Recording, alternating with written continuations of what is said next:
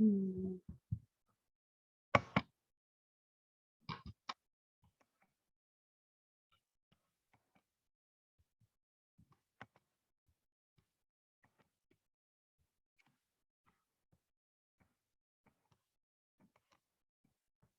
Mm.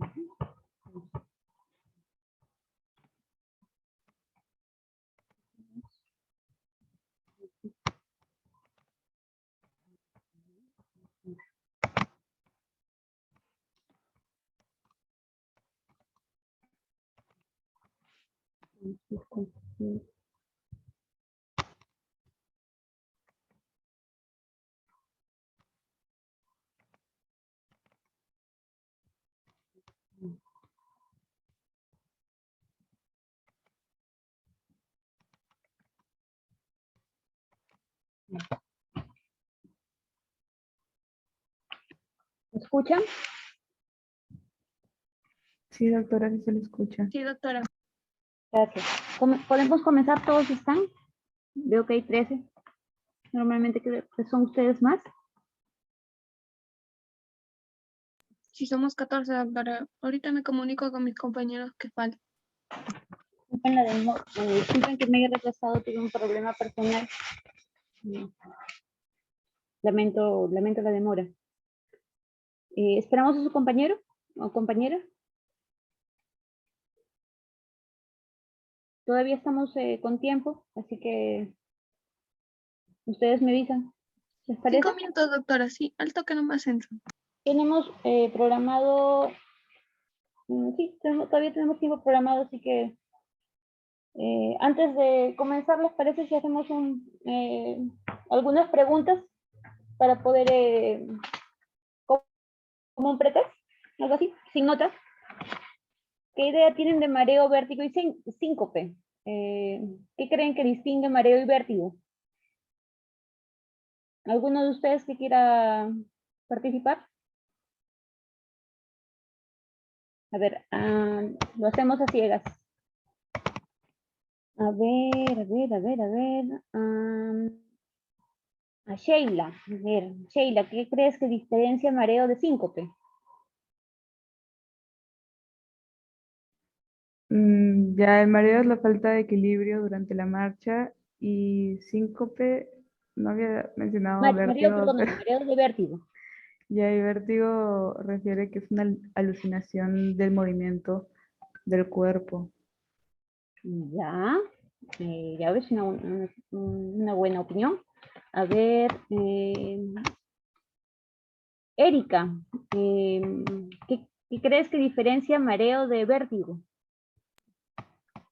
Doctora. ¿Qué crees que diferencia mareo de vértigo? Ya, bueno, el vértigo es una sensación como de giros que, bueno, lo que se diferencia, por ejemplo, el mareo puede ser por diferentes causas, no por algo que comimos, si no comimos. En cambio, el vértigo incluso puede dar por la altura, ¿no? El Ya, cambio de presión. ya, está bien. A ver, ¿quién más?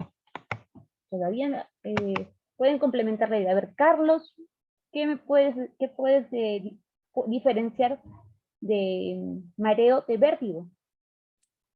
Doctora, sí, pero creo que habían compañeros antes, o sí me tocaba a mí. A ver, es al azar, no hay nota. Ok. Es un paciente para ¿cómo diferenciarías vértigo de mareo? Doctora, bueno, respecto al vértigo, yo había leído que era una sensación de desplazamiento tanto de nuestro cuerpo con respecto a las cosas, por así decirlo, Ya. y el mareo había leído que era una sensación que englobaba prácticamente la sensación de desmayo o pérdida de equilibrio, como que era más impreciso el mareo. Ya, está bien. A ver, ¿quién más? Francis, Cristina, ¿qué puedes decirme de mareo de diferencia de vértigo? Misma pregunta. Bueno, primero que, bueno, el vértigo, como ya habían mencionado algunas de mis compañeras, va a definirse, bueno, algunos pacientes lo van a mencionar como que sienten que hay, como una sensación de que se mueve a veces el suelo y eso, mientras que el mareo más bien va a ser como una sensación, no, miento, el vértigo es una sensación de que se mueve lo que está alrededor de la persona. O sea, por ejemplo, yo estoy en una habitación y siento que todas las paredes están girando en torno a mi cabeza, algo así. Entonces, eso va a ser como que el vértigo. Mientras que el mareo, los pacientes lo van a definir como que más bien el suelo, mientras caminan, se mueven las cosas, algo así como que están caminando en algo que no tiene estabilidad, como que pisaran algo que les va a hacer caerse, algo así. Bueno, es hasta donde yo recuerdo más o menos cómo podemos distinguir entre vértigo y mareo. Estás muy bien. Sí, están complementando muy bien. A ver, preguntando si llega a Roma. Henry Montes, a ver, cuéntame, ¿qué le dirías a un paciente en preguntándole qué diferenciaría mareo de vértigo? Sí me escucha, ¿verdad? Sí. Sí, te escucho muy bien. Ya. Bueno, en cuanto al mareo, este tiende tendencia, yo leí básicamente que se relacionaban más que todo por la parte como que impresión ilusoria que podía tener el paciente. ¿Por qué? Porque, por ejemplo, era característico que en el vértigo el paciente tiende a tener esa tendencia, ¿no? De que puede que él esté parado, digamos, como que en un punto fijo y toda su habitación alrededor está como que girando, ¿no? Mientras que en el mareo es como que una sensación donde el paciente es como si sintiera que pierde el equilibrio, como si estuviera flotando, digamos, siente como que tiende tendencia a que no se puede, digamos, estar, digamos, en un punto fijo porque tiende al desvanecimiento, algo así, como que tiende tendencia más como que a caerse. Mientras que el vértigo es como que si una persona estuviera dando vueltas y vueltas. Yo creo que más que todo por eso es la diferencia principal. Ya, vamos por ahí. Muy bien, muy bien. A ver, una más. A ver, Percy Pérez. La misma pregunta. ¿Cómo diferencias mareo de vértigo? Percy. Doctora, ¿me escucha? Sí, muy bien te escucho. Sí, bueno, la diferencia entre mareo y vértigo es que, por ejemplo, en el vértigo no hay pérdida de conciencia y en el mareo puede ser ocasional. Eh, en el vértigo se acompaña también de sensación giratoria y en el mareo pues no se acompaña. Y sobre la duración, pues la duración del vértigo puede ser muy variable y en el mareo pues generalmente la duración es corta. Ya. No hay respuesta mala. Ahora vamos a Doctora, aclarar con... también Dígame. para comentar acerca de otra diferencia pues entre mareo y vértigo, también como ya mencionamos ya vimos la clase de vértigo, sería el nistagmo. En el vértigo sí lo presentaría y pues en el mareo creo que no. Eso es muy importante. Tienen razón. Vamos con el seminario vamos a poder con la clase vamos a poder aclarar algunas cosas. A ver, el texto base que vamos a tomar en cuenta es el Harrison. Y he tomado en cuenta también un artículo de geriatría. La especialidad que yo tengo es medicina interna. Bueno, es la experiencia que yo tengo. Bueno, vamos a iniciar por el área de mareo y vamos a hacer diferencias con vértigo. A ver.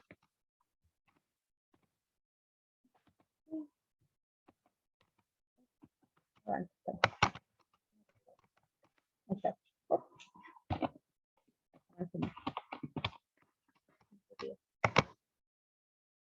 A ver, conceptualmente mareo es un síntoma impreciso usado para describir diversas estaciones, como mencionaron ustedes, que incluyen vértigo, mareo, sensación de desmayo y pérdida de equilibrio. Y vértigo refieren a la sensación de giro, movimiento, que puede ser fisiológica, ocurrir o después de una rotación sostenida de la cabeza, o bien puede ser patológica por difusión vestibular. Bueno, estos son conceptos. En la practicidad, mareo es la sensación de giro, pero es una sensación más subjetiva. El vértigo es una sensación, ¿cómo lo aprendí yo? El mareo es una sensación de que todo te da vueltas, o sea, el mundo te da vueltas, pero tú estás quieto, en realidad. Esta imagen se les he puesto para que ustedes puedan distinguir. En el vértigo, pese a que tú abres o cierras los ojos, la sensación de giro va a permanecer. Y en el mareo no. Tú cierras los ojos, el mareo desaparece. No sé si alguna vez ustedes han jugado a dar vueltas en los cumpleaños. Dan vueltas, vueltas, vueltas, se marean un ratito y vuelven a su estado normal. Pasa el momento y vuelven no pasa nada, no tienen una secuela posterior a esa. No siente que, más allá de una sensación de que quieren vomitar o una sensación de malestar momentáneo, no va más allá. Pero en el caso del vértigo sí, hay una sensación de malestar más prolongado. Hasta hay un nistagmus, como mencionó una de sus compañeras. Esto puede prolongarse, puede esconder una situación patológica más profunda. Entonces, cabe ahondar a un examen más profundo, que puede esconder una patología coclear o vestibular, y tienen maniobras a emplearse para esto. Y bueno, cuando yo llevaba en el caso de otorrino, nos decían, en el caso del vértigo, el mundo te da vueltas. Y por más que tú estés quieto, sigues dando vueltas y no pasa nada, no suele ser esta situación. Hasta tienes vómitos en reposo. Esto suele ocurrir mucho en patologías tumorales o en enfermedades autoinmunes también, en patologías expansivas, o en patologías que suelen tener algunas también fiebres de orígenes desconocidos. Y como les mencionaba, en medicina interna vamos a ver bastante este tipo de situaciones. Vamos a ver que tenemos que ser muy meticulosos en este examen. También dentro de esta clase vamos a tocar lo que es el síncope.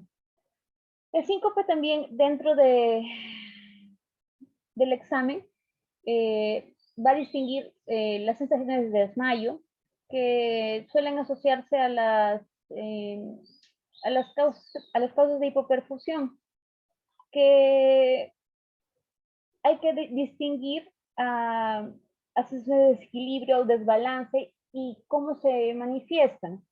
Entonces hay que ver si llegan a darse como síncopes totales o son solo pródromos o sensaciones de debilidad o fatigas, y si llegan a ser a llevar a un síncope total, y si llegan a hacer, como mencionamos en el seminario, crisis de ausencia o quizás accidentes transitorios, accidentes isquémicos transitorios, crisis de hipoglucemias, hipoxemias o isquemias vertebrobasilares. Hay que, como ustedes han visto, dentro de las patologías neurológicas hay muchas y variadas. Entonces, síncopes o presíncopes, hay muchos por deslindar. Entonces, para definir síncope como tal, hay que mencionar que es la pérdida. Ese es el concepto que menciona Harrison. Es la pérdida del estado de conciencia transitoria y autolimitada del conocimiento, con la pérdida del tono postural causada por insuficiencia global aguda de la perfusión cerebral, con un inicio rápido, duración corta, sin advertencia, o precedido de síntomas presincopales.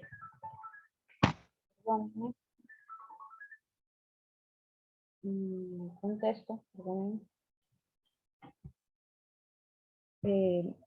con el restablecimiento de la conciencia casi inmediato si el individuo se mantiene en una posición horizontal y se restablece el flujo sanguíneo cerebral.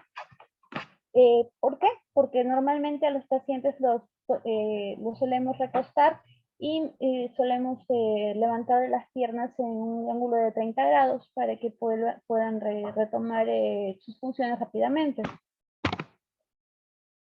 Normalmente para nosotros como personal médico es difícil determinar inicialmente a qué se debe, porque los pacientes a veces tienden a esconder el trastorno de fondo y es, como decían mis maestros, o dicen mis maestros, a todo paciente se le cree el 50% de lo que dicen. ¿Por qué? Porque, a ver, en el haber diario, muchas personas de las que les va a tocar ver, no les van a decir todos cuántas parejas sexuales tuvieron, o si tienen relaciones sexuales múltiples, o si están gestando, o todo su historial personal. Es decir, ustedes siempre tienen que pescar más allá de lo que les dicen. Entonces, siempre es importante tener en su mente, si bien es cierto, les van a tener en su mente una serie de causas aparentes, tener más allá las causas posibles y las causas más comunes, las causas más probables que pueden tener según la edad del paciente, de dónde viene. Si han rotado en algún momento con el doctor Carlos Fernández, que es un gran doctor de acá de Chiclayo, él dice, si tú sabes de dónde viene el paciente, ya tienes una gran parte del diagnóstico. ¿Por qué? Porque si es de la selva, muy probablemente puede que tenga VIH, puede que tenga TBC, puede que tenga una enfermedad sexual escondida. Entonces hay que descartar. No es que la tenga, pero hay que descartarla. Entonces, ¿por qué? Porque estos pacientes tienden a tener un despertar sexual temprano.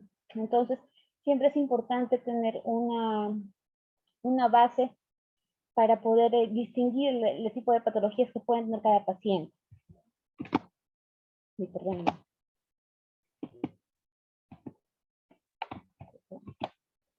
A ver, en el caso de los... También mencionar en el caso de los mareos. Eso también lo menciona Harrison. Dice que en el estudio de los pacientes es importante tener en cuenta algunas maniobras, pero esto se hace dentro de las... Perdón, esto se movió. Esto era.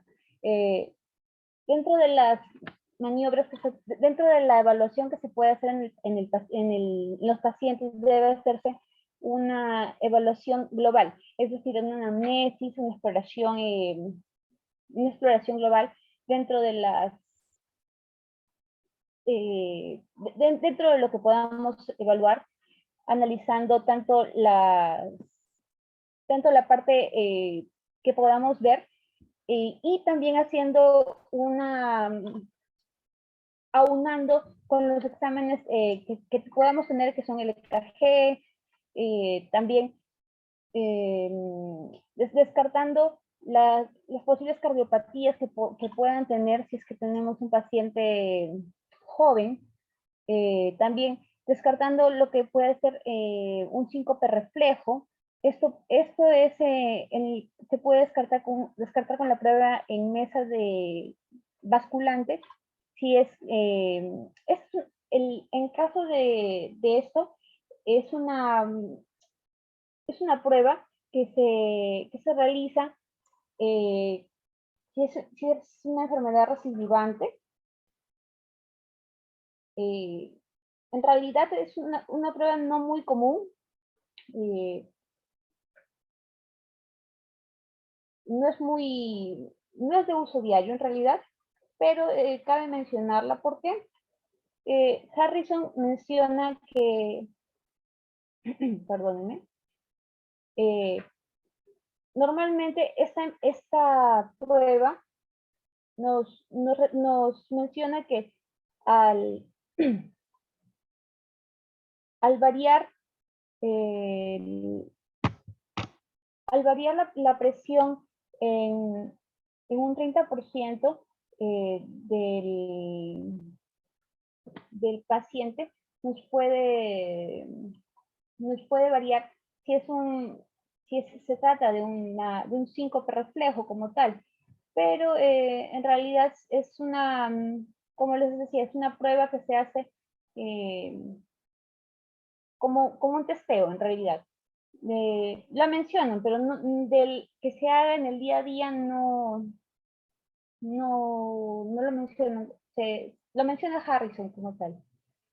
En la anamnesis también, dentro de la exploración física, se indica las cardiopatías y se puede hacer lo que es el ecocardiograma con el monitor Holter en 24 horas. Me imagino que lo han visto. Es una prueba de esfuerzo con otras pruebas cardíacas, si es que se creen necesarias. En el caso de la exploración, también se revela lo que son las hipotensiones ortostáticas. Me imagino que lo han visto. Que es cuando uno cambia de posición rápidamente de parado a sentado. En el caso de lo que es la hipotensión ortostática, podemos ver, si en una exploración normal, podemos ver, valorar lo que es una insuficiencia autonómica postganglionar, y si vemos una exploración neurológica normal, ver si hay una neuropatía periférica. En el caso si tiene una neuropatía periférica, hay que valorar si es diabética, nutricional amiloide o si es de otro tipo. Y si es neuropatía, una alteración neurológica anormal, hay que ver si hay hallazgos en el sistema nervioso central. Hay que valorar si hay una atrofia sistémica múltiple. Para ello también hay una serie de estudios que se pueden realizar. También hay que analizar si el paciente está tomando medicación. En el caso de los pacientes ancianos hay una serie de medicaciones que pueden interferir en el síncope. A veces no sé si les ha pasado, bueno, yo tengo una experiencia que me sucedió alguna vez cuando estuve viajando. Me tocó que uno de los pasajeros, estaba yo viajando hacia el Cusco. Uno de los pacientes se había tomado, la verdad no enteré luego, por su pareja, se había tomado clonazepam, un viejito, y resulta que su pareja bueno, durante el vuelo el señor se quedó dormido profundamente, y al momento de que lo querían, por una situación del avión, lo querían mover o una situación así, y se asustaron. Al momento de que lo evalúan y todo esto, llamaron a un médico, yo estaba al fondo, y yo no sé cómo se enteraron que yo era médico. Y me movieron, me llevaron y todo esto, y había tomado clonazepam, ¿qué más había tomado? Amitriptilina, gabapentina y una serie de cositas más. ¿Y qué había pasado? Que el señor se había sobremedicado y le había chocado la medicación, pues. Entonces, en el caso de los pacientes, cuando toman mucha medicación, el señor de pronto se había quedado, se había quedado de pronto muy dormido, y la señora se había asustado. ¿Por qué? Porque de pronto el señor tenía mucho dolor y se había tomado la medicación ese día. Que había hablado con su amigo de lejos, le dijo, tómate esto, que te va a hacer bien. Y cayó de pronto. Entonces, la pareja se asustó en pleno avión. Y les puede pasar a ustedes que de pronto los llaman y les llaman por esas situaciones.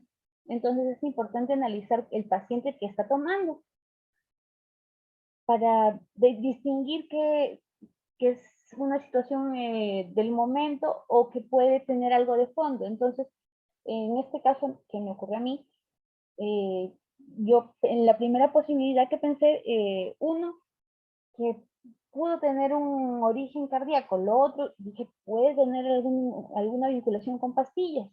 De todas maneras lo bajaron del avión, pero de todas, siempre tener en tu mente las cosas que los diagnósticos diferenciales. Les estaba, en este caso, me equivoqué al decirles la prueba en mesa basculante. La prueba en mesa basculante es cuando te colocan en una mesa y te van variando tu posición. Que esta posición te va a variar, te cambian de posición de una manera de arriba hacia abajo y va a variar tu presión. Normalmente cuando te cambian de posición, tu presión va a variar. En algunos casos, algunas personas suelen por el cambio de posición, suelen variar su presión y algunos suelen llevarse como una presión ortostática, pero suelen por un breve instante a un breve síncope, como un síncope reflejo, como mencionan ahí. Como mencionan ahí, si lleva más de un segundo y es repetitivo, lleva a otros estudios. Pero si solo te ocurre en un minuto o es aislado, simplemente es una situación que no lleva mayores. ¿Alguna pregunta hasta ahí? ¿Me estoy dando a entender? Díganme algo, o todo se entendió o nada se entendió. Todo claro, doctora. ¿Sí? Ya. Sí, sí se ha entendido, doctora. Sigamos entonces. Lo importante es que me entiendan, no correcto. Ya, acá en el caso son las causas de síncope. Todo lo que estoy hablando es de Harrison, así que si tienen alguna duda, ahí está. Ya, acá son las causas del síncope. En el caso de síncope mediado por factores neurales, tenemos síncopes vasovagales, por temores, por ansiedad, por emoción intensa, por vista de sangre, por olores desagradables. Se tiene un montón de casos por este. El día que les toque ser internos, les va a llover estos casos de pacientes que tienen temor, que se les subió la presión, que se desmayaron, que no saben cuántos pacientes he tenido así. También los síncopes reflejos circunstanciales. También, me imagino que también en algún momento ustedes, cuando han tenido prácticas de cuando he sacado sangre, de repente, no sé si les ha tocado. A ver, les voy a encontrar una anécdota de mi época de estudiante. Cuando yo era estudiante, en algún momento, uno de mis compañeros le sacó sangre al otro. Entonces, cuando mi compañera le comenzó a sacar sangre, del miedo o del temor, porque llevan 4 veces que le sacaba, y mi lindo profesor me imagino que le causaba mucho temor, se desmayó. Entonces mi profesor de la emoción, para despertarla, comenzó a despertar con cachetadas, porque dijo que era la mejor manera de despertarla de un síncope vasovagal. Espero que no les toque a ustedes en algún momento esa situación. Pero así, son temores que te podemos tener en algún momento como estudiantes o como en esta carrera de medicina que nos toca a nosotros. En el síncope de reflejo circunstancial tenemos también los de reflejo pulmonar, los síncopes por tos, el síncope ejecutor, el síncope por estornudo, por instrumentación de las vías aéreas, el síncope urogenital, el síncope postmiccional, el síncope de instrumentación urogenital, de masaje prostático, el digestivo, de neuralgia glosofaringia. Todo esto, como ustedes verán, son por el vago, todo es por ramas del vago, así que solo para mencionar básicamente. Síncope por detusión, por neuralgia faringia, por estimulación esofágica, por senogaratidio, por masaje de senogaratidio, por presión ocular, por aspiración senocular. Y también esta distribución también les puede servir en algún momento para efectos contrarios, ¿no? Para estimular el nervio vago cuando necesiten maniobras vasovagales. A ver, en el caso de hipotensión ortostática, que eso les va en pacientes embarazadas o pacientes que tienen ginecológicas, suele pasar bastante esto. Insuficiencia autonómica primaria, por enfermedades neurodegenerativas, centrales y periféricas. Esto también va a pasar también en pacientes,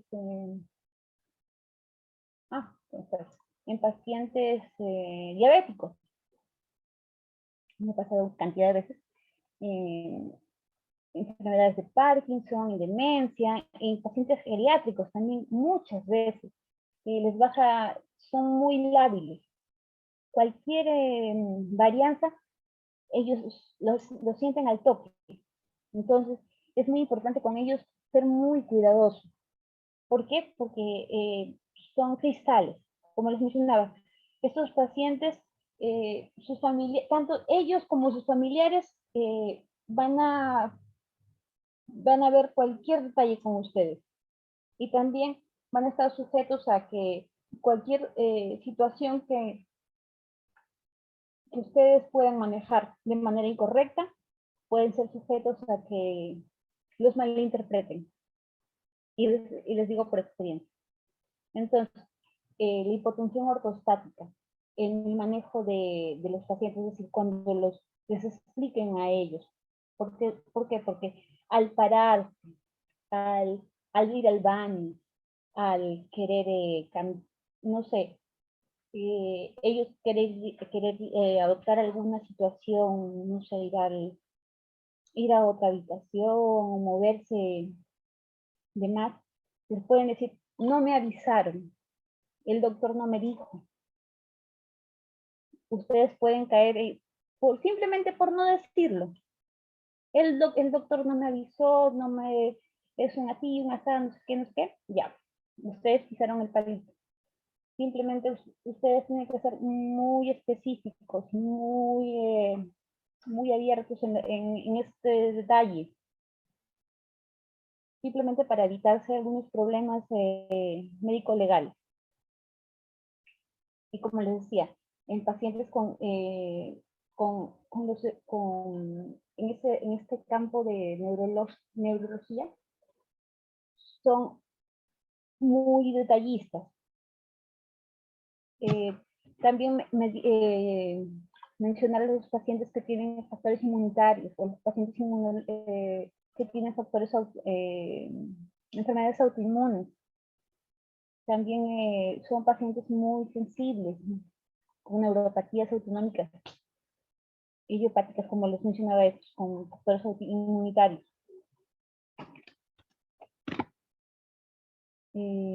Bueno, aquí pacientes con hipotensión ortostática, gangliopatías autoinmunitarias, síndrome de Sjögren, paraneoplásticas, neuropatía por VIH.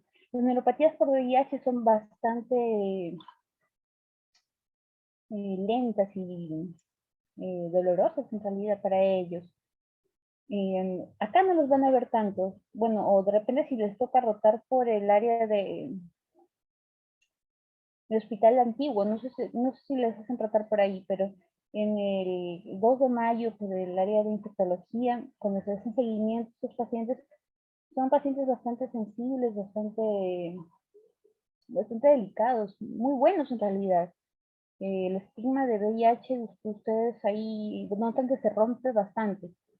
Entonces, la hipotensión ortostática aquí es bastante cuidada, porque son pacientes que pesan 35 kilos, 28 kilos, donde comen muy poquito, comen bastante, tienen una dieta bastante magra, pero pierden cantidades bastante copiosas. Entonces sus dietas, su forma de vida es bastante peculiar. Entonces nosotros como médicos tenemos que ser muy cuidadosos en todos los aspectos que los cuidamos. La iatrogenia provocada por fármacos, hipovolemia. Bueno, hipovolemia en realidad lo manejamos bastante bien. En ese aspecto no hay mucho que explicar. Hipotensión postprandial, que eso, no sé si han escuchado el síndrome de dumping, que se da en pacientes que han tenido alguna cirugía mayor, donde se hace una resección mayor de la parte de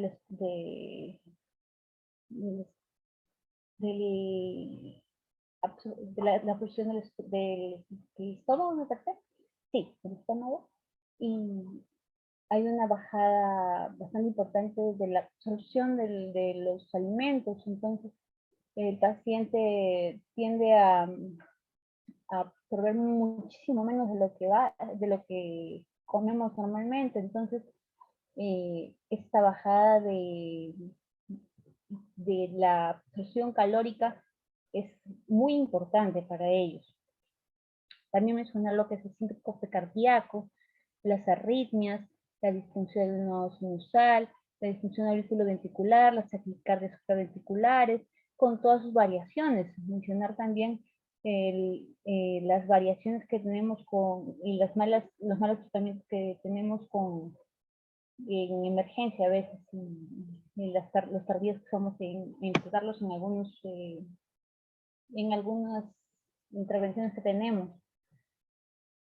Las taquicardias ventriculares con las cardiopatías hereditarias que vemos en pacientes jóvenes, muy jóvenes, cardiopatías estructurales, neuropatías isquémicas y miocardios.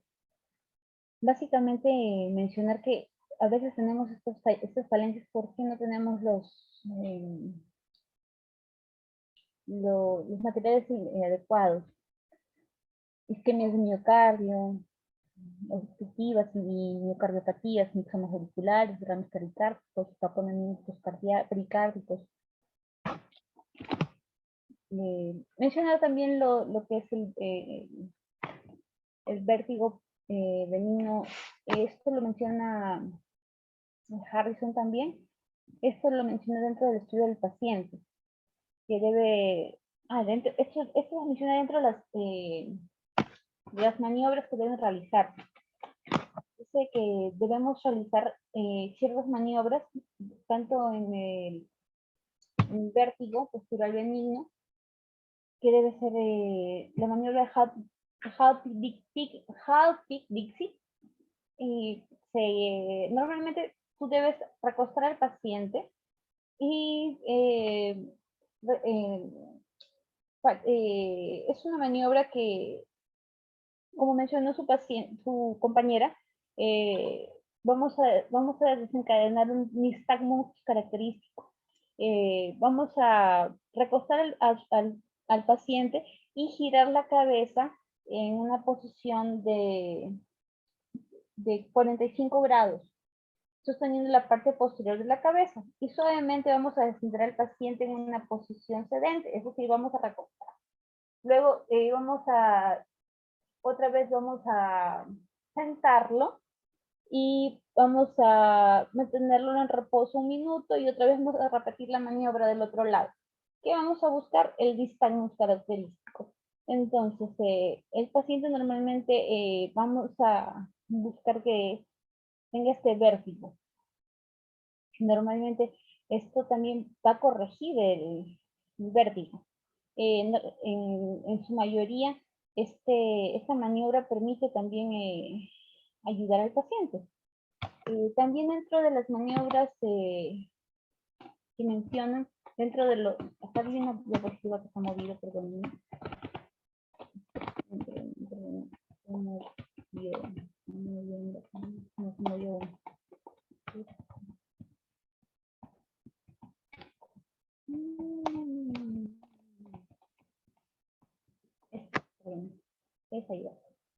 El mareo también es una maniobra, dentro del estudio del paciente se habla de la maniobra de Valsalva, que es la maniobra de que nos ayuda a determinar que el paciente pueda originar o reproducir las maniobras si es que tiene o no este diagnóstico. Y nos puede también provocar reproducir básicamente estos efectos. Y también la hiperventilación, como mencionaba, los cambios posturales, y nos va básicamente a originar la ortostasis.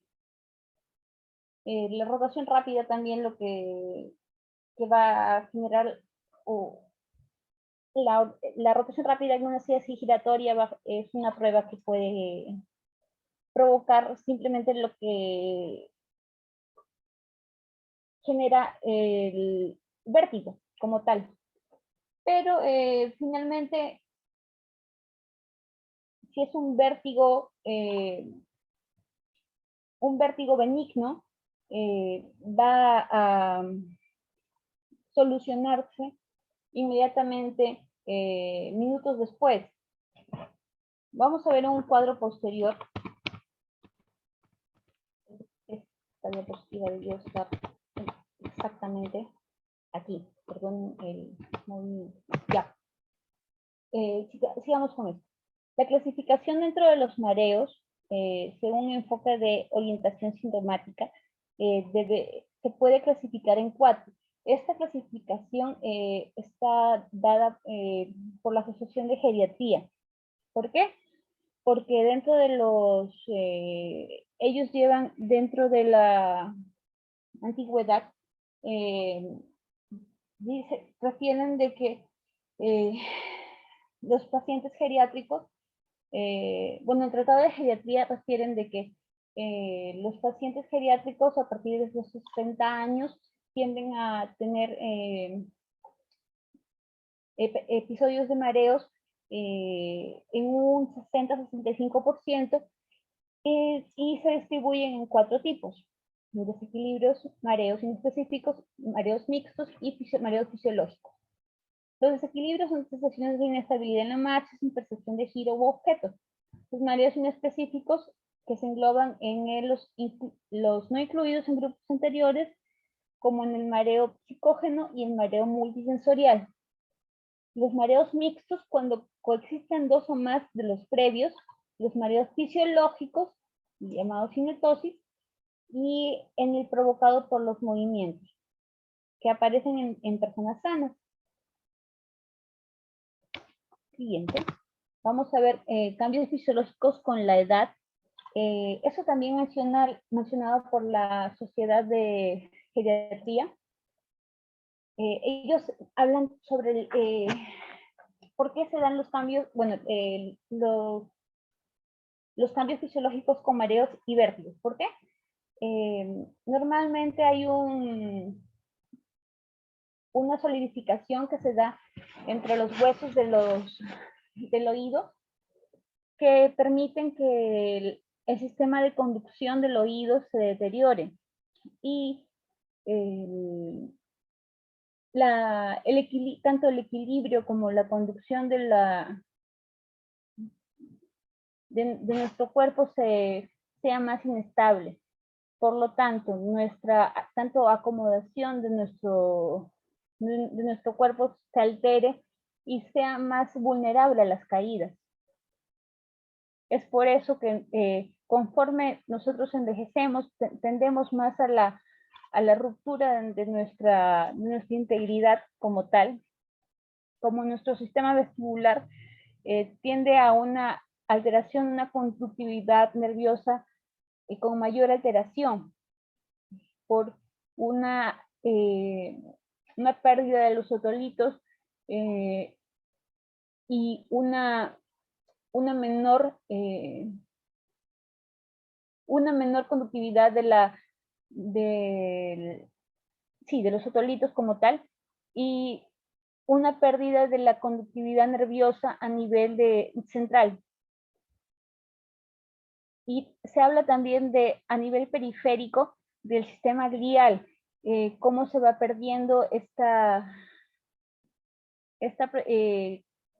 conducción a nivel espinotalámico y a nivel de hipotalámico, de los ganglios basales y del sistema cerebelar, que va a perder el centro del equilibrio y impide que la persona tenga un sentido de la conservación menos intenso que una persona joven. Además se habla de una degeneración como tal de las neuronas auditivas con un defecto como tal de las células auditivas que producen un cerumen más seco. Aquí, dentro del cuadro nos explican tanto un deterioro del sistema visual, auditivo, vestibular y propioceptivo. Como explico, en el sistema visual vemos alteraciones de la acomodación y contraste, engrosamiento de cristalino, pérdidas del sistema de las células nerviosas.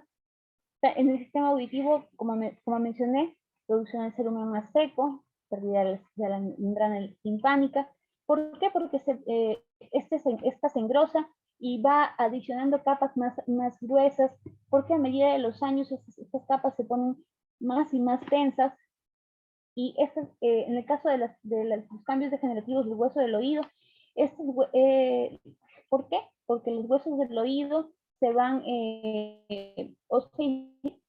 oseificando, y tal como los huesos de nuestra columna se van haciendo uno, estos también, en lugar de transmitir el impulso del sonido, estos se van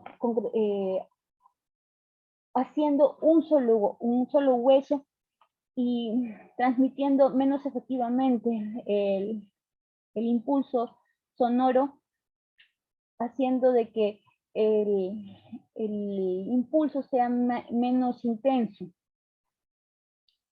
Y también vamos a ver una oseificación de las células cocleares con un descenso de las neuronas auditivas.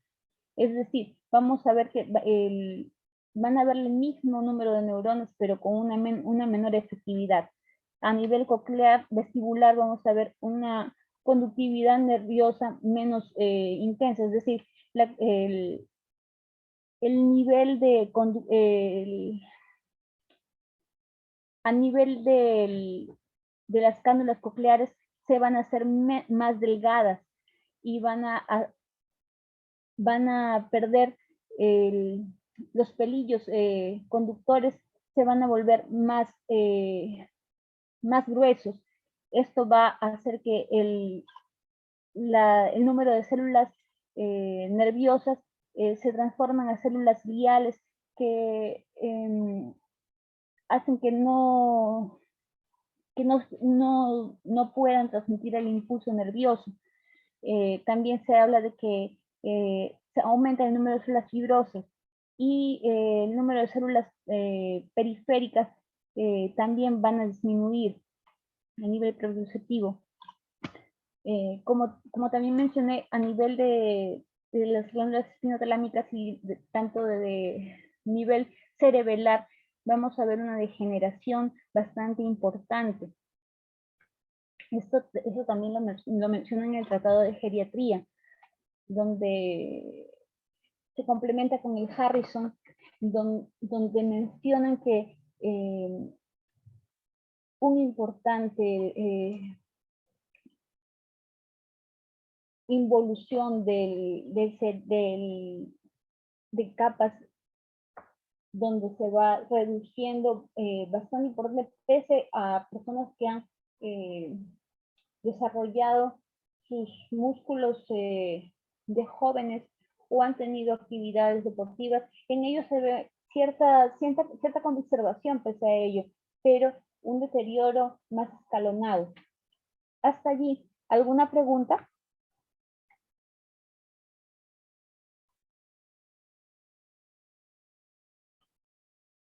Hasta No, luego. doctor, al parecer. ¿Si Ya. alguien quería preguntar, creo? No, creo que no. Sino que eso lo he sacado ya de un libro que tengo de geriatría. Ya. Y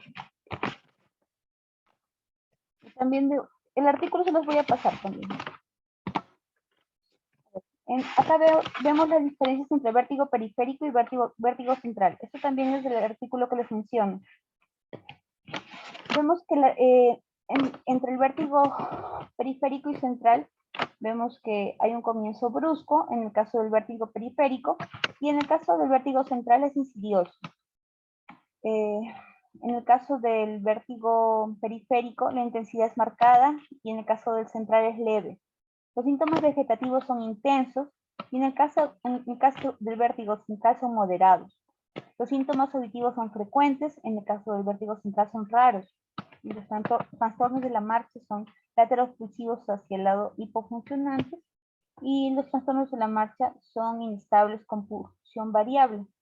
El nistagmus, como mencionaban, son unidireccionales y en el caso de los vértigos, en el caso del nistagmus periférico, son unidireccionales horizontales y se agotan. Y en el caso del central, no se agota, se mantiene. Esto es muy importante y lo van a ver bastante. ¿Por qué? Porque son pacientes que se va a notar bastante esto. Es un nistagmus que es variable y son trastornos que son bastante notables. Lo van a hasta querer filmar cuando lo vean. Bueno, yo cuando en algún momento lo he visto me ha llamado muchísimo la atención. También cuando lo vean en trastorno de la marcha, no sé si alguna vez lo han hecho, es la prueba de la estrella, que lo hacen marchar al paciente hacia adelante, hacia atrás, hacia adelante, hacia atrás, con los ojos cerrados. No sé si en algún momento han visto con algún paciente o lo han hecho. Si no lo han hecho, háganlo con algún familiar en la casa.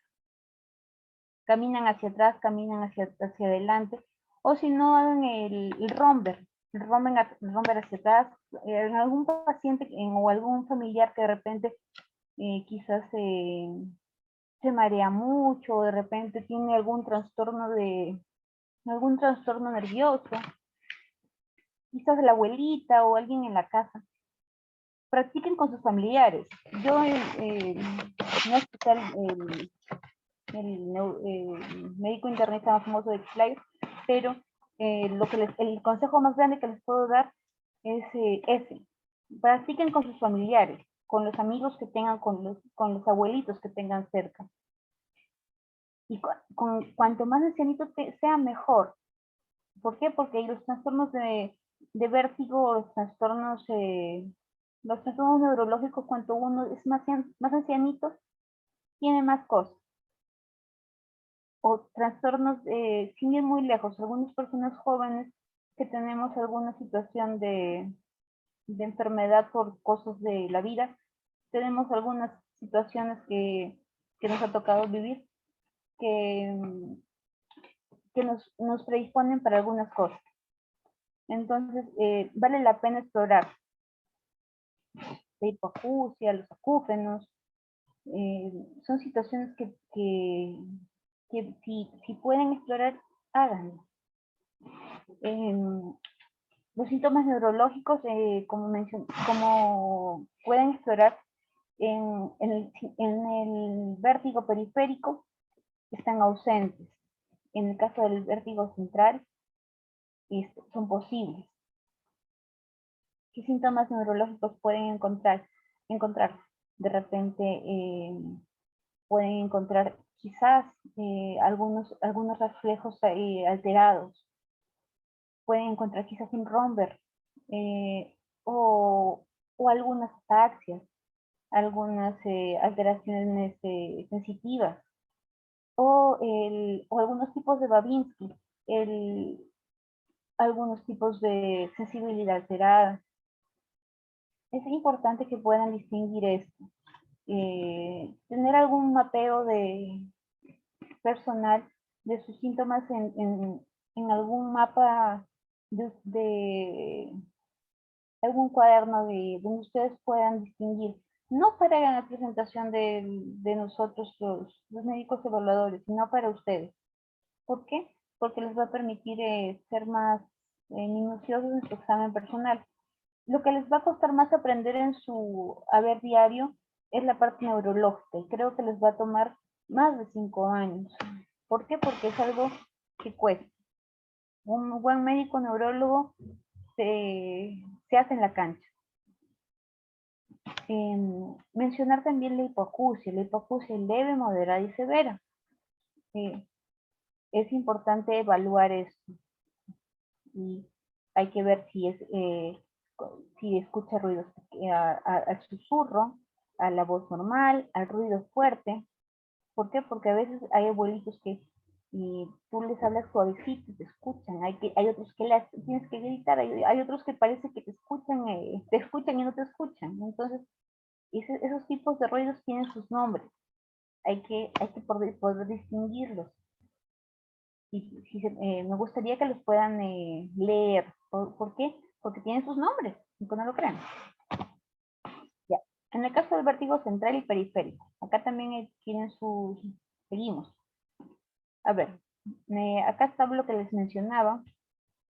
A ver, esto lo menciona también, este es otro cuadrito que menciona... el cuadro anterior es del tratado de pensión, perdón, es del artículo de geriatría, y este es de Harrison. Ya. Pero me pareció interesante poner los dos para que puedan distinguirlo. Ya. Estamos vertical, acá lo menciona como acá en el caso del vértigo central, de periférico lo mencionan que nunca. En el caso del central, a veces sí. Fijación visual inhibe nistagmus. En el caso de la intensidad del vértigo es importante y a menudo leve. Dirección de giro hacia la fase rápida y variable. La dirección de caída hacia la fase lenta y variable. Duración de síntomas finita. Duración de minutos, semanas. Puede ser crónico. El tinnitus sordera y frecuentes. Alteraciones centrales y muy frecuentes. Causas habituales, en el caso de los periféricos, son infecciones, laberintitis, enfermedad de Meniere. En el caso de la enfermedad de Meniere, se habla de isquemia, traumatismos,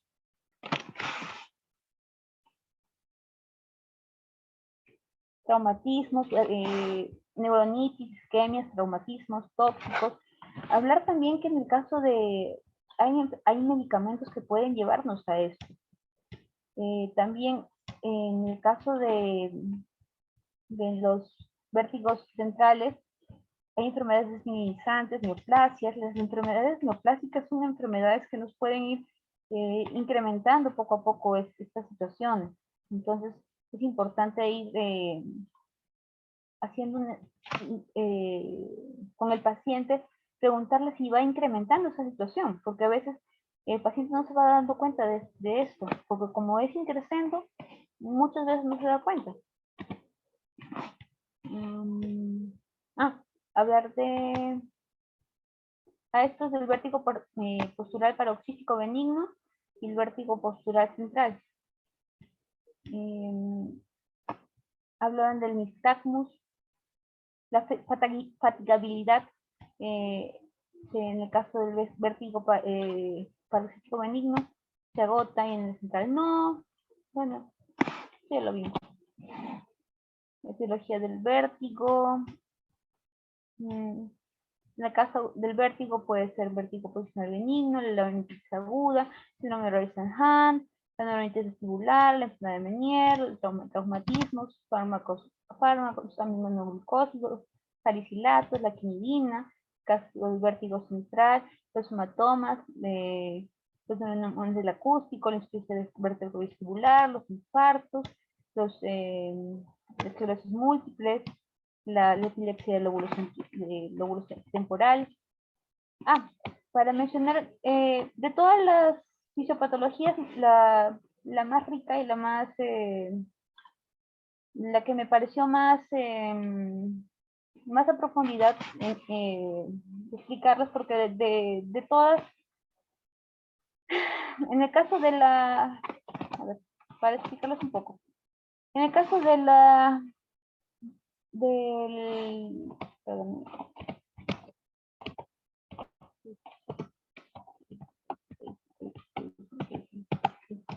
perdón, en el caso de la fisiopatología del síncope tiene variables, depende de la etiología mucho. Entonces, hay que ver si es cardiológica, mucho depende de la etiología. En el caso del mareo, del mareo, depende, es una sensación subjetiva. En cambio, el vértigo es una sensación real, una sensación que puede ocurrir, que está ocurriendo básicamente porque está alterando básicamente el sistema vestibular y propioceptivo. Entonces, básicamente está alterando sistemas tan interiores como nuestro sistema cerebeloso y extrapiramidal. Vayamos a la parte interna. Entonces, desde la parte interna de nuestro cerebro o nuestro sistema cerebeloso, se va a alterar tanto el sistema vestibular, nuestros canalículos, nuestro sistema propioceptivo, como el sistema motor y los sistemas cerebelosos. En el centro del sistema cerebeloso, vamos a ver que el sistema cerebeloso conecta tanto los sistemas tan primarios como son el sistema periférico, los canales semicirculares con los vesículos y sáculos. Estos vamos a ver que van a desplazar tanto las aceleraciones angulares para desplazar la endolinfa y vamos a ver que estos van a informar, van a desplazar la endolinfa como tal y el contenido del vesículo y sáculo, que son la endolinfa, y dentro de ellos los otolitos. Los otolitos van a informar en qué posición estamos. Estamos de cabeza, estamos echados, si estoy pegada, no sé, estoy en el tagadá, bailando, estoy aquí o allá. Entonces, los otolitos van a informarle a mi cuerpo en qué posición está. Entonces, si yo estoy dando vueltas, ponte no sé, en un juego de Play Park, dando vueltas en una aceleración lineal o como estoy en la montaña rusa, van a informarle a qué velocidad estoy, en qué aceleración estoy. Entonces van a informarle en qué posición está mi cabeza, ¿no? Entonces, le van a informar a mi conducto auditivo interno dónde está mi cabeza. Y desde allí van a informar a mi cerebelo con las células reticulares, los núcleos grises, los lóbulos motores, para avisarle a mis ojos, a todo mi cuerpo, para que adopten cierta posición, para que yo adopte la postura más correcta, para que mi corteza y mi corteza parietal y todo mi cuerpo tenga cierta posición de equilibrio y se desplace en cierta posición. Entonces, según mi cuerpo va a evitar que tenga o va a querer cierta posición de equilibrio. Y va dentro de todo va a evitar que yo tenga vértigo, ante todo. Cuando ya tenga cierta posición de equilibrio, ya va a evitar que yo me desplace, que yo me haga daño. Cuando ya esté en posición de ciego, que yo esté quieta, yo voy a estar mecida, aturdida, y va a pasar lo que lo que a todo ser humano le pasa, ¿no?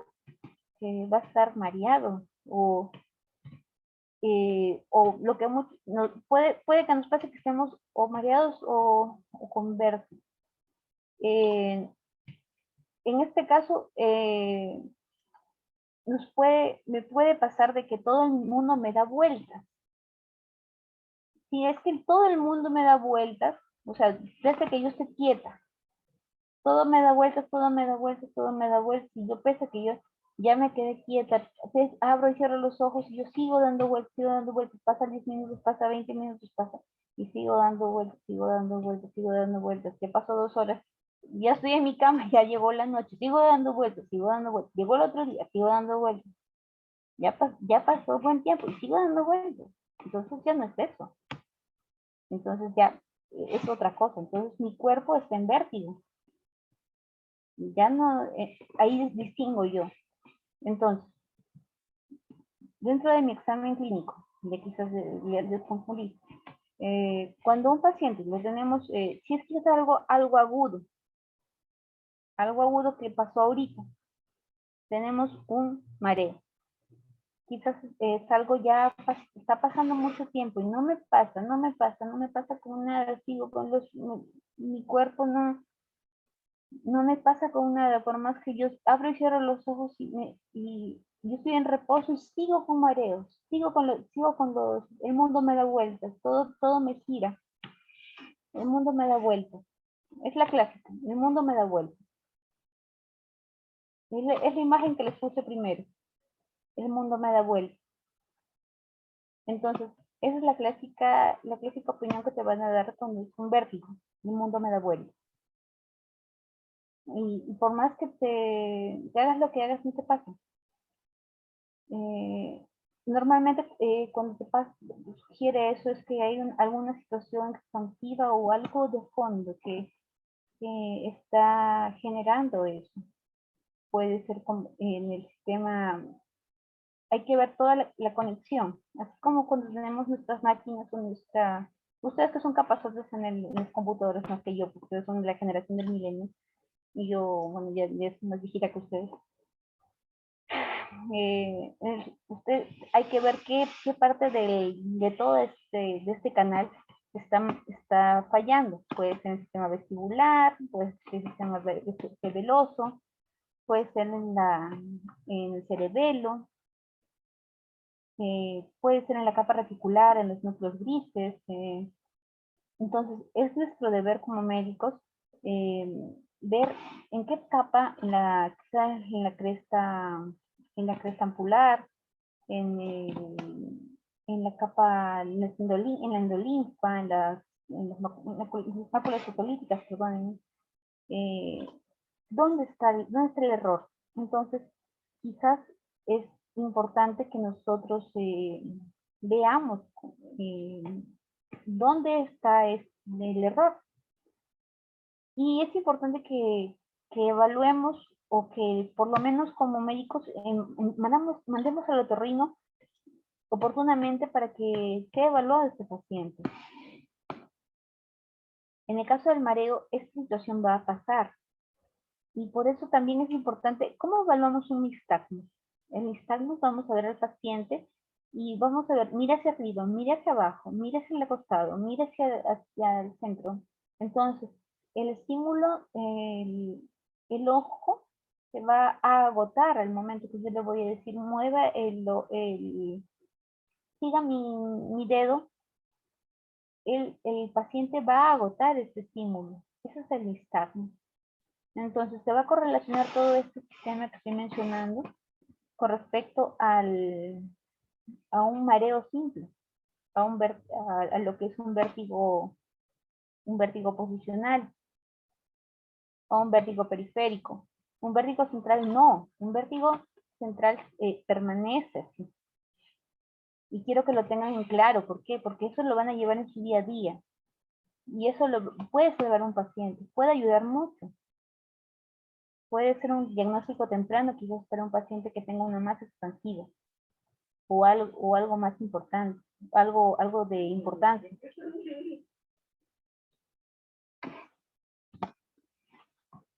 Acá vemos lo que... perdón.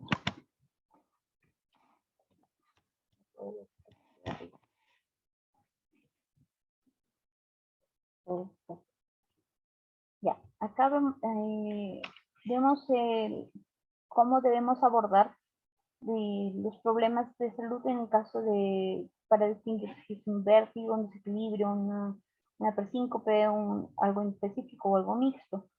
Explorar las condiciones corpusculares, un sistema nervioso, el aparato cardiovascular, un sistema locomotor, la expresión auditiva y vestibular, hacer un fondo de ojo, un EKG, una radiografía de tórax, un test psicológico, una prueba de provocación, y abordar desde varios ángulos, una prueba cardiovascular, respiratoria, una interacción vestibular, una alteración del sistema nervioso, del locomotor. ¿Por qué? Porque normalmente se vinculan ambas. Enfermedades psiquiátricas, ¿por qué? Porque normalmente van a ver que algunos pacientes están con alteraciones ansiosas. Van a ver que algunos pacientes, mientras tú los evalúas, hacen algún parpadeo con sus pestañas. Mientras tú los evalúas, vas a ver que van a hacer varios pestañeos que son propios de pacientes ansiosos. Que esto no tampoco los estigmatice para ellos. Muchos pacientes son ansiosos depresivos y no por ello los anula como pacientes. Son pacientes que tienen algún trasfondo como tal, pero también tienen algunas otras enfermedades. Actualmente, y más con la coyuntura que tenemos con el COVID, muchos han perdido familiares, muchos están encerrados en sus casas, sin ver a mucha gente y no tienen de otra. Así que hay que tratar de entenderlos y poder ponernos en sus zapatos un poquito, y más aún somos personas de salud, y tener un poco de empatía con ellos. Entonces, esto está escrito mucho antes del COVID, pero siempre se ha tenido en cuenta. También déficits auditivos visuales. ¿Por qué? Porque, a ver, si nos acordamos un poquito del hipotálamo y de los nervios craneales, los nacimientos de los nervios craneales, cómo están distribuidos. ¿Se acuerdan un poquito cómo están los nervios visuales y los auditivos? Están casi uno encima del otro. No sé si se los recuerdan. Entonces, según su nacimiento natural, uno está encima del otro. Entonces, siempre hay que evaluarlos conjuntamente. Y también por el recorrido que hacen. Entonces, como hemos visto en la fisiopatología, ellos dentro de lo que es en la evaluación, lo que es el mareo y vértigo, bueno, de lo que es el vértigo como tal, estamos en la obligación, siempre para descartar vértigo, o bueno, siempre para descartar vértigo, que es lo que más tememos, vértigo central, que es el temor más grande que tenemos, es nuestro deber descartar toditito el resto. Entonces, debemos evaluar con minuciosidad cada cosa. ¿Por qué? Porque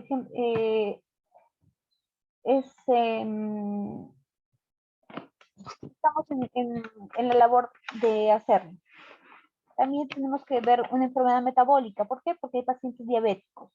Y, a ver, me imagino que ya llevaron algo de endocrino. Los pacientes que son diabéticos tienen alteraciones glicémicas. Normalmente cuando tienen alteraciones glicémicas tanto altas como bajas, al alterarse su glucosa, al tener esta disfunción, su índice glicémico altera el valor de la capacidad de la visualización, y esto hace que la conductividad de la mielina no sea tan adecuada y su visualización sea inadecuada como tal. Entonces no va a ser la óptima y vamos a tener una alterada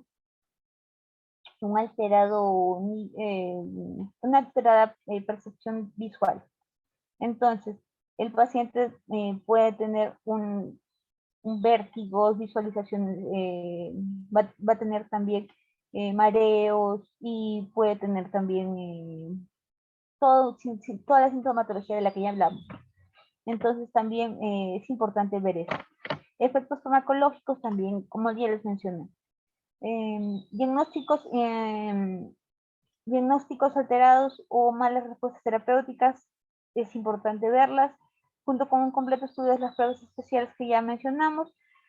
También ver todo lo que es el aspecto cardiorrespiratorio, con el ecocardiograma, Holter, las pruebas de esfuerzo, bueno, eso ya lo saben, respirometría, todas las que son las pruebas calóricas, la audiometría, todo lo que es la resonancia, los potenciales evocados, que esto ya lo saben.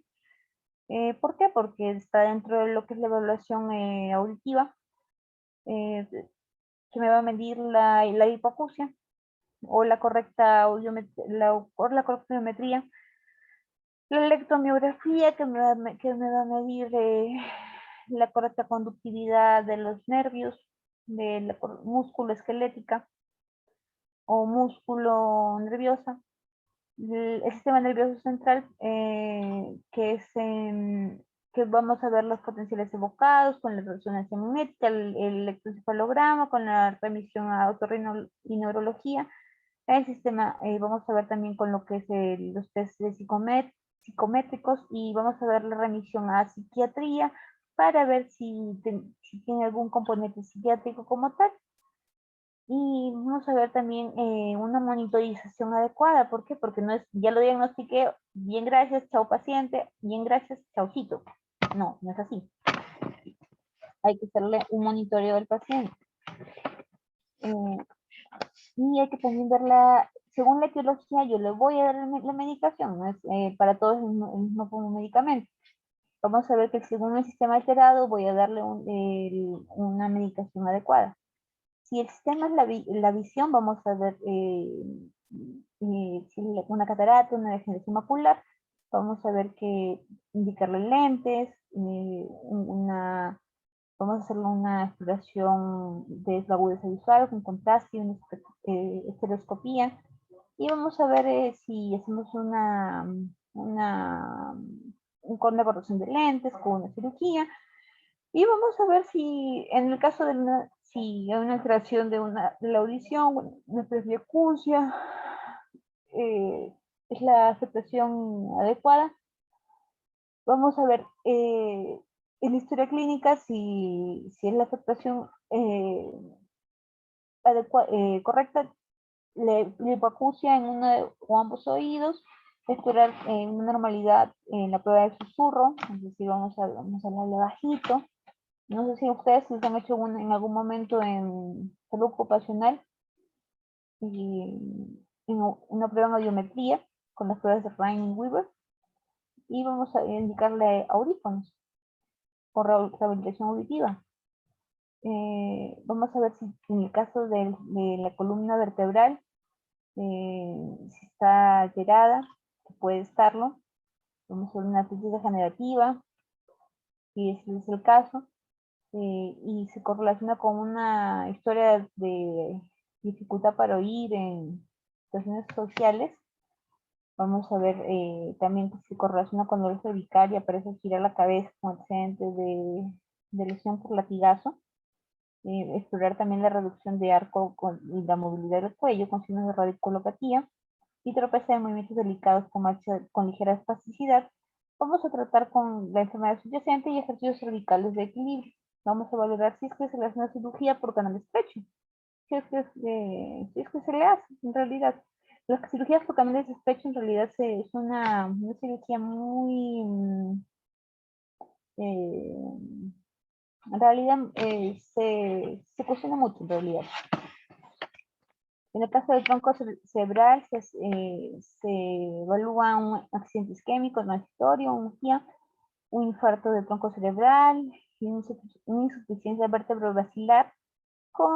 Se correlaciona con síntomas neurológicos, con alteraciones visuales sensitivas y hallazgos que pueden ser transitorios o permanentes y dependerá del sistema de lesión y potenciales vocales con pruebas de imágenes.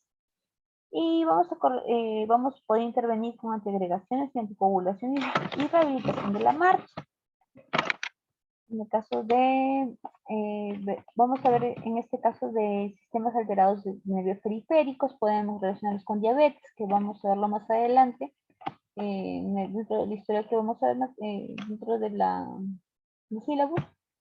Podemos correlacionarlos con dificultad en la marcha, alteraciones de la accesibilidad, tratamiento del trastorno subyacente con ayuda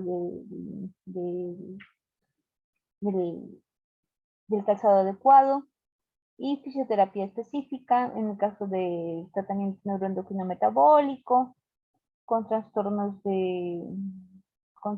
múltiples. Vamos a ver que vamos a tratar la enfermedad subyacente con tratamiento de la enfermedad subyacente.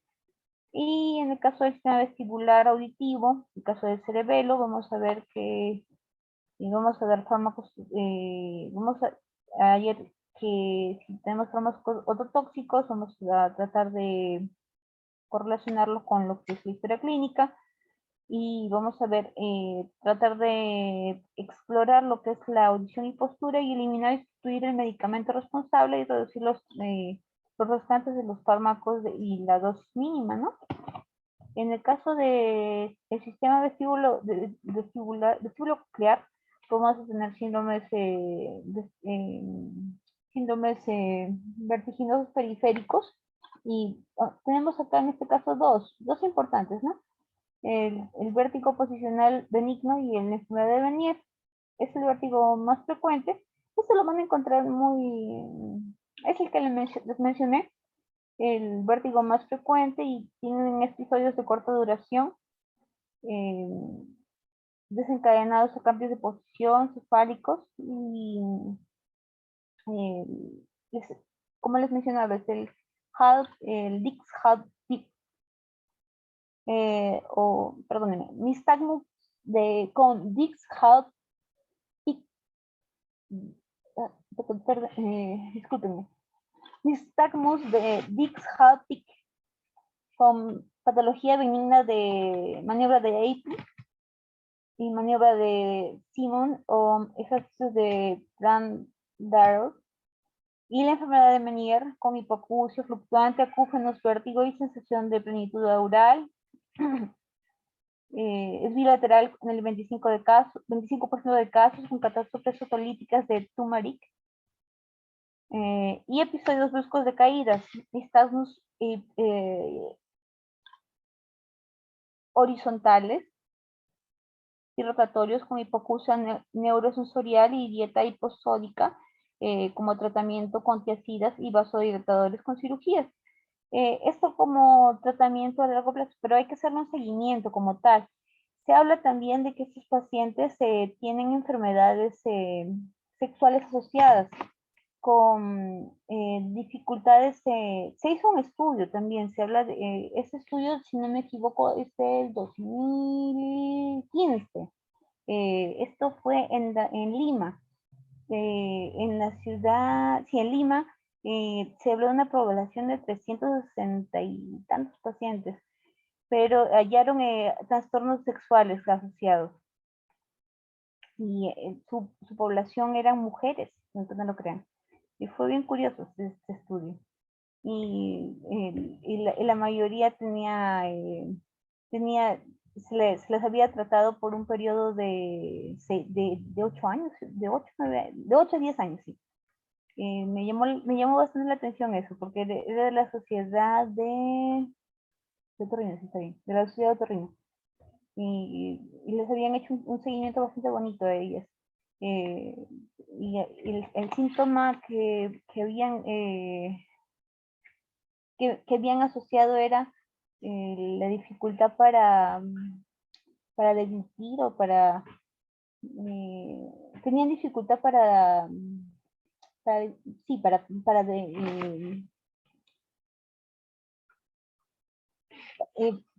deglutir, sí, ese era el síntoma principal, un 25%. Por eso acabo de acordar.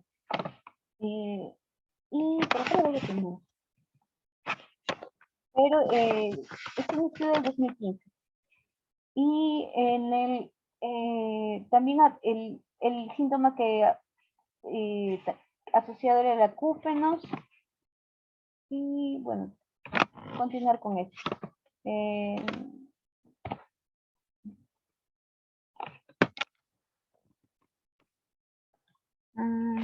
Ya. Acá tenemos los síndromes de síndromes vertiginosos periféricos, síndromes vertiginosos centrales. Tenemos de sistemas alterados, y las etiologías vinculantes. Tenemos la neurocnitis vestibular, el vértigo postraumático, la laringitis, el infarto lateral vulvar, infartos y hemorragias cerebelosas, neurinoma del acústico, la epilepsia. A ver, tenemos aquí, perdónenme si no que no veo. Tenemos que la probable etiología, tenemos la etiología viral, en el caso de neuronitis vestibular, con vértigo vértigo de comienzo brusco, con días de evolución y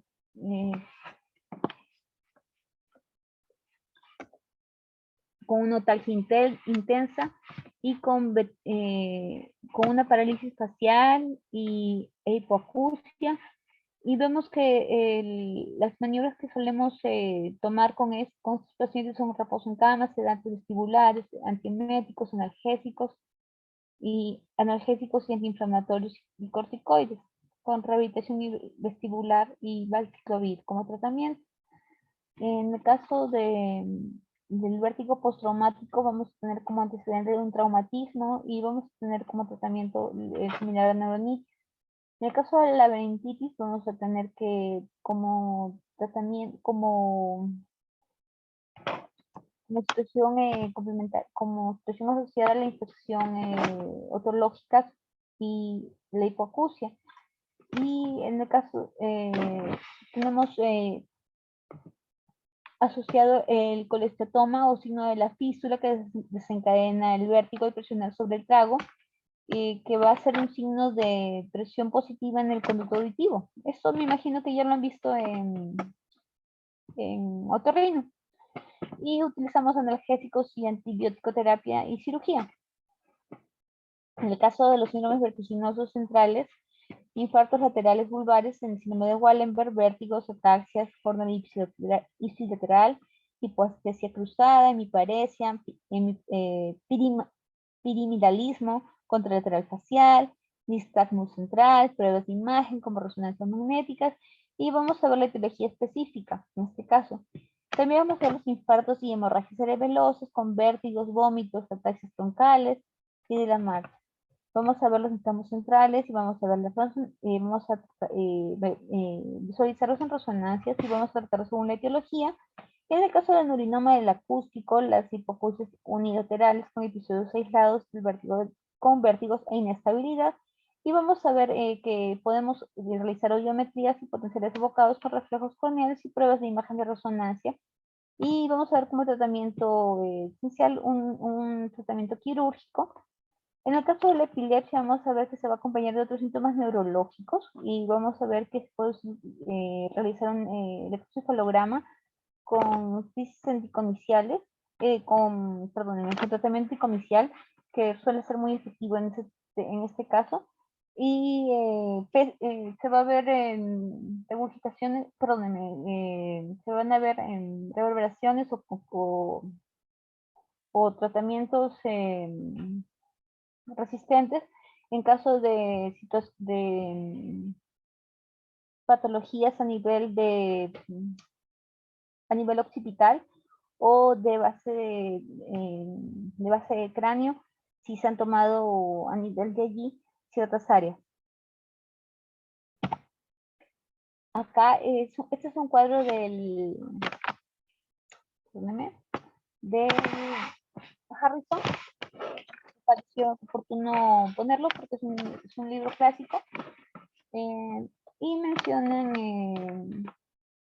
que se debe tratar en el caso de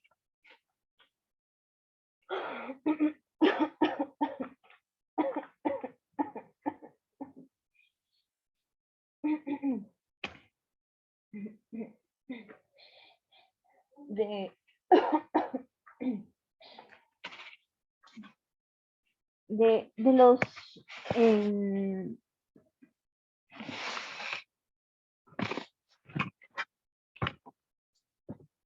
en el caso de estos fármacos han sido aprobados por el FDA el tratamiento antivertiginoso.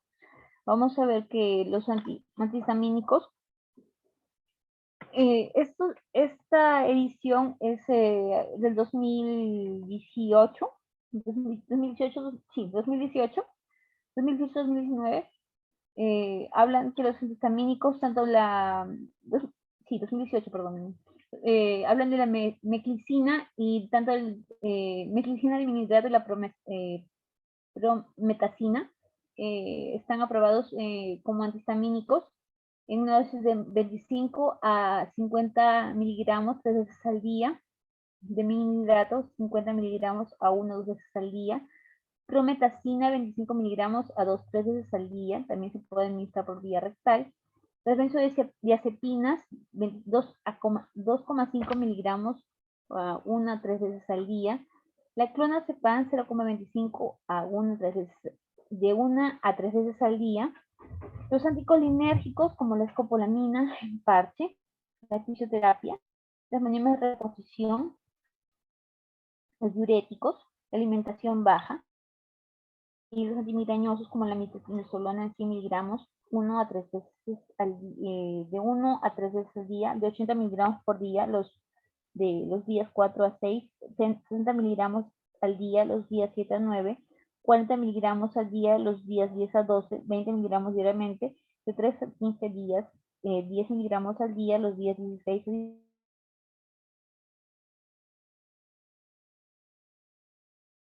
Opuestos de los antivertiginosos, porque los tratamientos en caso de mareos solo deben tratarse en el momento, nada más.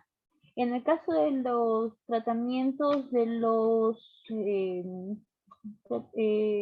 síncopes, son tratamientos específicos. Y más allá de eso, no deberían tener un tratamiento complementario como tal. Ya hemos puesto cuadros específicos donde deben tratarse el cuadro de fondo, más no deberían tener un tratamiento específico como esto. Solo en el caso del vértigo como tal. ¿Por qué? Porque es una enfermedad que sí tiene un trasfondo. Y en el caso de los medicamentos que hemos puesto, bueno, de los tratamientos que hemos puesto aquí, sí hemos puesto o detallado, así, de esta manera, porque el vértigo sí tiene todo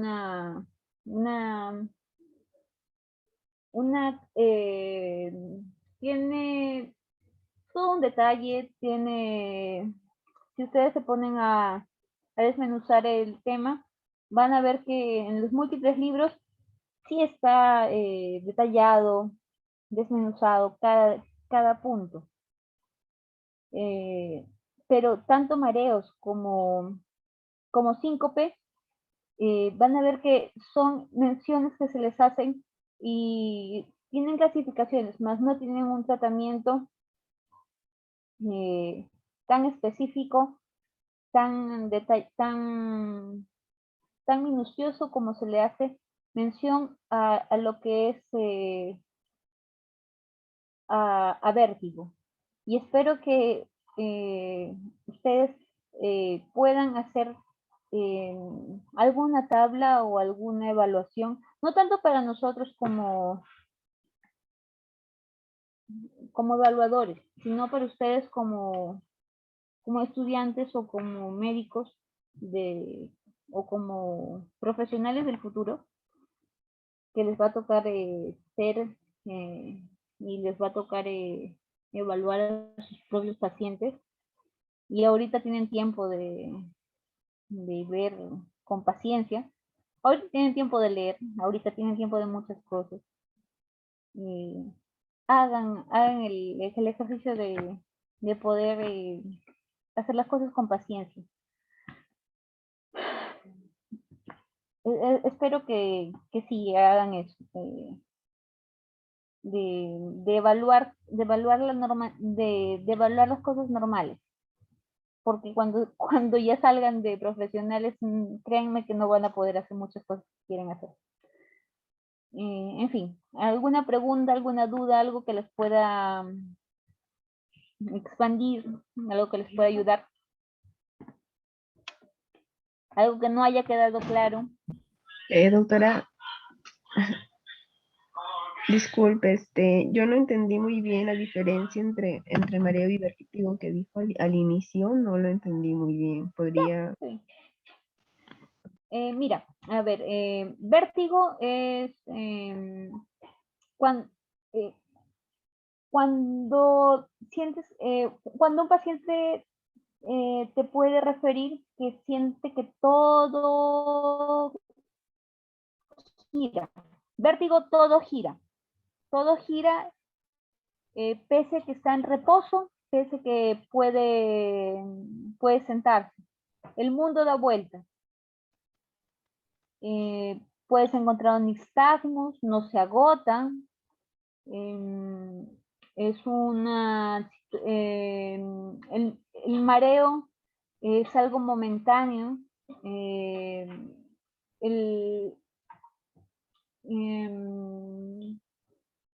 Tú das vueltas sobre el mundo. Bueno, es algo al revés. Normalmente el vértigo, en vértigo se dice el mundo da vueltas, mareo dice yo doy vueltas sobre el mundo, algo así, para que más o menos, no sé si me entiendes. Cuando tú caes en reposo, el mareo cede, el vértigo no cede. En nistagmus, vértigo, puede que lo halles, en mareo nunca vas a hallar vértigo, nunca vas a hallar nistagmus. El mareo no se... en mareos... el mareo es breve, el vértigo es prolongado. ¿Qué más? ¿Cómo me puedo dar a entender?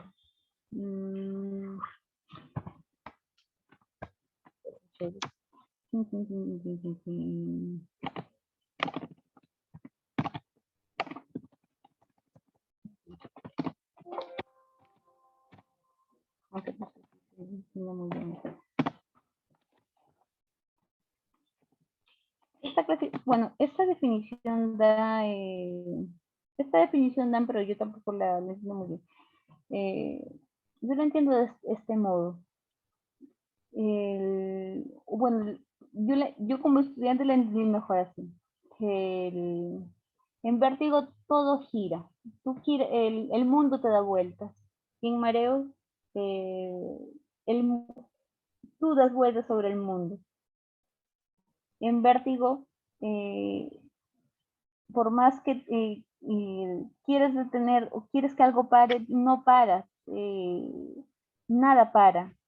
Tú en mareo puedes puedes sentir en diversas cosas y la sensación es breve. En cambio, en vértigo, por más que tú hagas algo, no para. Te puede llevar puedes estar hasta durmiendo y puedes seguir sintiendo esto. Puedes estar hasta en reposo y puedes seguir sintiendo esto. ¿Qué más? ¿Con qué más lo puedo vincular?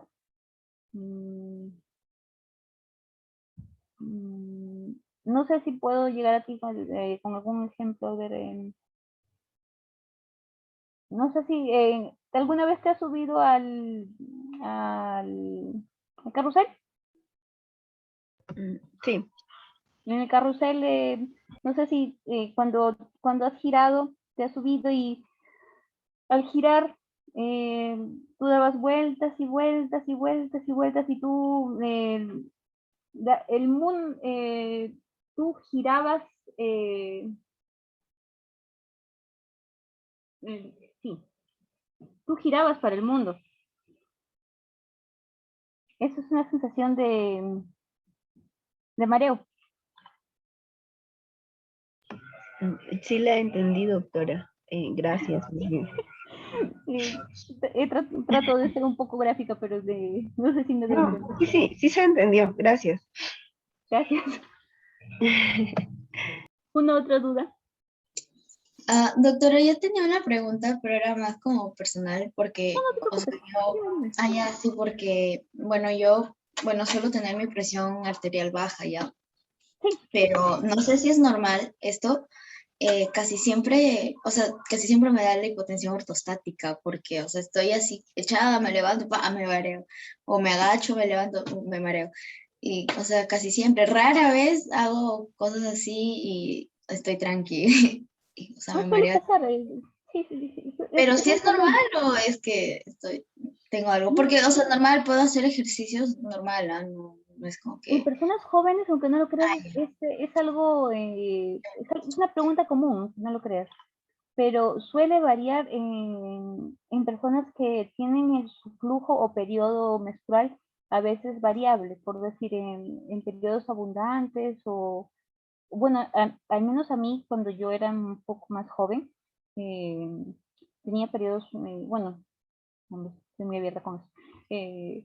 Yo cuando tenía 25 años o 30 años, me ocurría esto muy frecuentemente y variaba por si estaba en mi práctica clínica y estaba en la residencia y por cosas de la vida me mandaban a correr para allá, correr para acá y me sentía así como me dices tú. Y me pasaba esta situación, ¿no? Pero era básicamente por la abundancia de periodos, según lo que cree, bueno, básicamente por esto, muy abundante. Pero no significa que todos sean así. Algunos puede pasar eso, otros porque comemos a veces no comemos la cantidad de hierro adecuado, otros por el estrés a veces. Otros a veces dicen que se va regulando con el tiempo. A veces dicen que conforme tú vas con el tiempo, conforme vas teniendo más años, te vas regulando. ya, Personalmente a mí me ha ocurrido, pero no sé si te ocurre a ti así como a mí. no, eso no casi, pero, o sea, no sé siempre, o sea, lo de la ¿Tu hipotensión sí. hemoglobina es normal? Siempre estoy en 12, bueno, en 11.80 y tanto, 90 y tanto y 12, así, Ya ves, siempre así. Ujú. por ahí, Ni por ahí subo está ni raro. bajo de eso, de ese rango.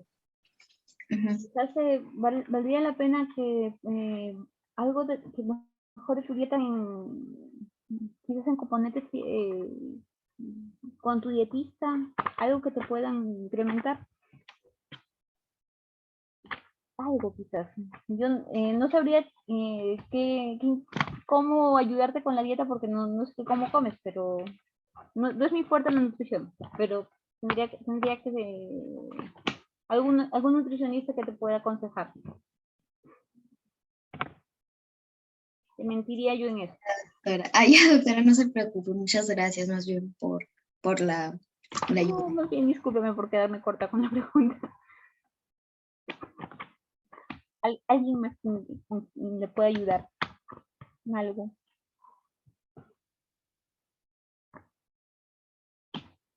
Les voy a pasar el artículo porque en realidad es que el Harrison les quería sacar más del Harrison, solo que es bastante largo.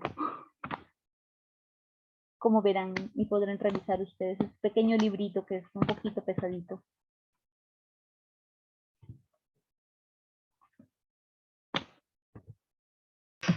Doctora, disculpe, ¿y para el examen va a ser del Harrison o de las diapositivas? O del artículo que me va a mandar. Pero ustedes dirán, las diapos de mayoría manda. Mayoría manda. Mayoría manda. De Harrison, ¿les parece? A ver, de los cuadritos del Harrison. No, de los diapositivos mejor, porque ya lo sé, ya por algo he sacado los cuadritos. Para no hacer doble trabajo. Ok, diapos entonces, diga. Básicamente lo que hemos hablado no es gran cosa en realidad. Ya, ok.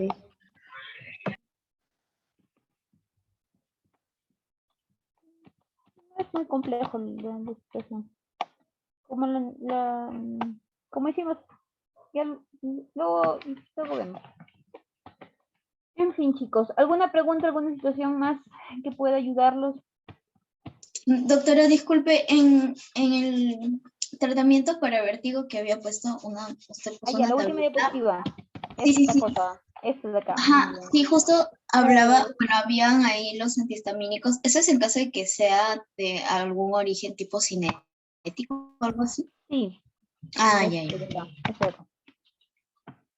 Sí, ya. Este de aquí. Ya. Es la única que. Este sí. Esperen. Módulos.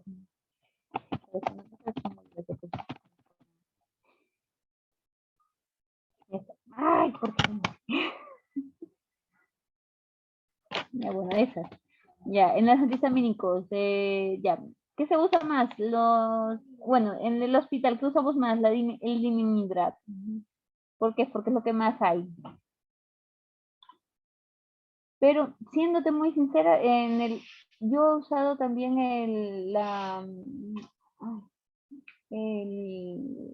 hasta corticoides hemos usado en el hospital cuando no se ven mezclados.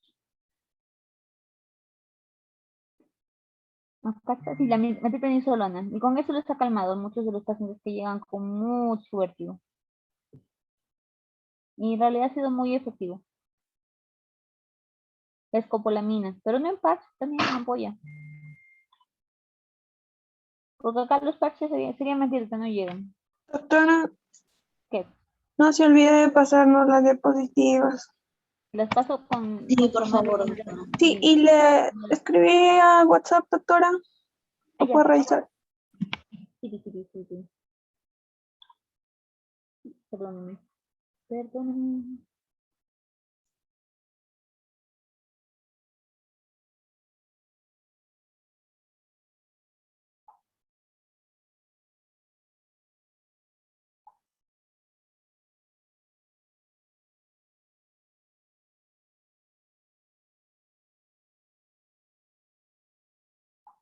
Ya, chicos. Yo las paso de aquí porque un diapositivo se ha movido, tristemente. Se han movido dos diapositivas mías. Diapositivas traicioneras. Pero, ¿alguna pregunta, algo más que pueda, no se haya entendido qué mal y explicado torcidamente? Bueno, doctora, yo creo que sí, las cosas están claras. Sí se ha entendido, gracias. Muchas gracias a ustedes. Disculpen la demora, más bien. Hoy día tuve un día muy Muchas gracias a ustedes. Cualquier situación, cualquier cosa que les pueda ayudar, estoy para ayudarles, para servirles, y estamos ahí. Pues, si me preguntó por la hipotensión postural, por si acaso, si puedes adicionarle hígado a tu dieta, es muy bueno. Estaba que buscaba en algo personal. Hígado, y yo con eso me ayudé mucho cuando he estado baja por situaciones, por algo mío, me ayudó bastante. Pero no sé si te agrade eso. Hígado y todo lo que contenga fierro, hígado, o también, bueno, cosas cosas como el cuy también, porque contiene mucho, es una carne magra. A pacientes oncológicos le tendremos a dar también. Aunque suene muy arcaico y muy raro, pero es muy bueno para pacientes que están muy bajos de hemoglobina. Suena raro, ¿no? Okay. Cuídense mucho, chicos. Estamos en comunicación. Ya, doctora, muchas gracias. Hasta luego. Muchas gracias, doctora. Hasta luego. Gracias. Hasta luego, doctor. Hasta luego. Paso la clase.